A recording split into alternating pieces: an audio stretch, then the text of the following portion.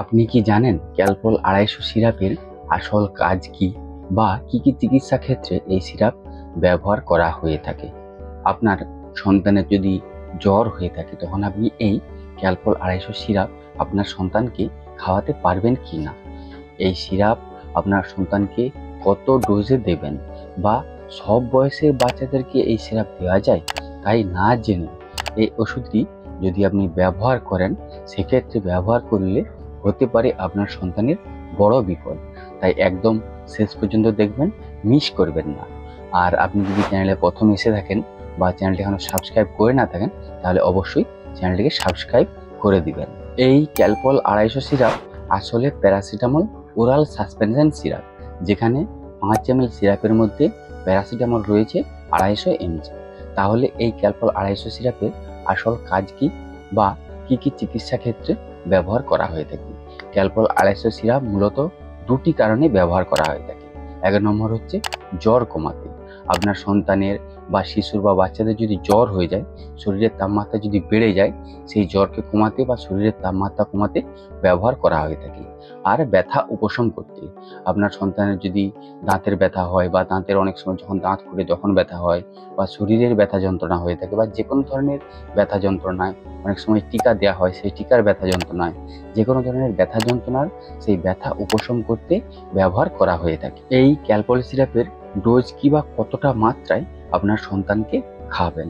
Calpol 250 সিরাপের dose শিশুর ওজন অনুযায়ী নির্ধারণ করা হয়ে থাকে। সাধারণত প্রতি কেজি ওজনে 10 থেকে 15 mg প্যারাসিটামল দেওয়া হয়ে থাকে 4 থেকে 6 ঘন্টা অন্তর। উদাহরণস্বরূপ, যদি ধরেন আপনার সন্তানের ওজন 10 কেজি, তাহলে তাকে কতটা ml বা কত mg সিরাপ বা ওষুধটা আপনি খাওয়াবেন? ধরুন আপনার সন্তানের ওজন 10 কেজি আর প্যারাসিটামল দেওয়া হয়ে থাকে 10 থেকে 15 mg। ধরুন আপনি প্রথমে 10 mg করেই দিবেন, তাহলে 10 কেজি ইন্টু 10 mg, তাহলে হচ্ছে 100 mg।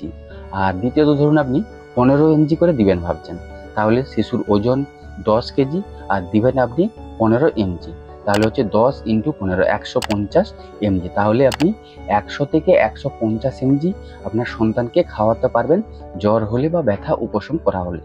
আর এই 5 ml সিরাপের মধ্যে প্যারাসিটামল রয়েছে 250 mg, তাহলে আপনি যদি 2.5 ml দিয়ে থাকেন, সেক্ষেত্রে হয়ে যাবে 125 mg।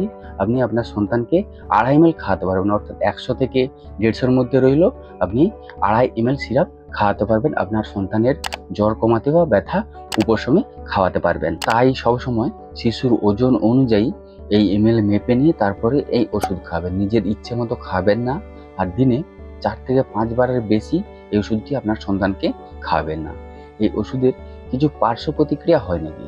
আপনি যদি এই ওষুধটি আপনার সন্তানকে সঠিক ডোজে দেন, তাহলে পার্শ্ব প্রতিক্রিয়া হয় না বললেই চলে। যদি আপনি অতিরিক্ত মাত্রায় বেশি ডোজে দিয়ে দেন, সেক্ষেত্রে কিছু পার্শ্ব প্রতিক্রিয়া হয়ে থাকে, যেমন বমি বমি ভাব হয়ে থাকে, পেটের সমস্যা হয়ে থাকে, অ্যালার্জির সমস্যা, ত্বকে চুলকানি বা ফুসকুড়ি হয়ে থাকে। এইসব সমস্যাগুলি হয়ে থাকে যদি বেশি ডোজে দিয়ে দেন। তাই যদি আপনি বুঝতে পারেন যে বেশি ডোজে দেওয়া হয়ে গেছে, সাথে সাথে চিকিৎসকের পরামর্শ নেবেন। আর এই ওষুধের কিছু সতর্কবার্তা আছে। আপনি যদি অন্য কোনো প্যারাসিটামল জাতীয় ওষুধ আপনার সন্তানকে খাওয়ান, তাহলে এই ওষুধটি খাওয়ানোর আগে অবশ্যই চিকিৎসকের পরামর্শ নেবেন। আর ওষুধ খাওয়ানোর আগে সবসময় আপনি ml করে সঠিক মাপটা নিয়ে নেবেন। আর 3 মাসের কম বয়সী শিশুকে যদি খাওয়াতে হয়, তাহলে অবশ্যই চিকিৎসকের পরামর্শ নিতে হবে।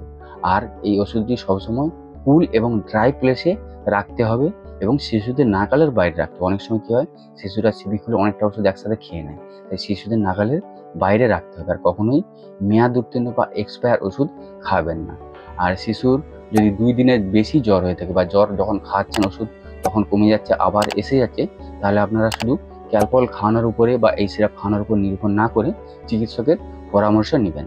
তাহলে এই ক্যালপল 250 সিরাপ আপনার সন্তানের জ্বর কমাতে এবং ব্যথা উপশমে ব্যবহার করতে পারে। তবে মনে রাখবেন, এটি উপসর্গ কমায় বা রোগ সারাতে, রোগ কখনোই সারায় না, উপসর্গ কমায়, রোগ সারিয়ে দিতে পারে না। তাই জ্বর বা ব্যথার আসল কারণ নিরাময়ের জন্য আপনার সন্তানকে চিকিৎসকের পরামর্শ নিতে হবে। তো এই ছিল ক্যালপল 250-এর বিষয়ে একটা সম্পূর্ণ বিবরণ। এর বাইরেও যদি আপনাদের কিছু জানার থাকে, তাহলে অবশ্যই কমেন্ট করে জানাবেন। আর ভিডিওটি যদি ভালো লেগে থাকে, তাহলে সকলের সাথে শেয়ার করে সকলকে দেখার সুযোগ করে দেবেন, লাইক করবেন। আর হ্যাঁ, অবশ্যই চ্যানেলটিকে সাবস্ক্রাইব করে দিবেন এরকমই হেলথ এবং মেডিসিন সম্পর্কে সঠিক ইনফরমেশন পাওয়ার জন্য। আপনারা সকলে বেশ ভালো থাকবেন, সুস্থ থাকবেন। ধন্যবাদ।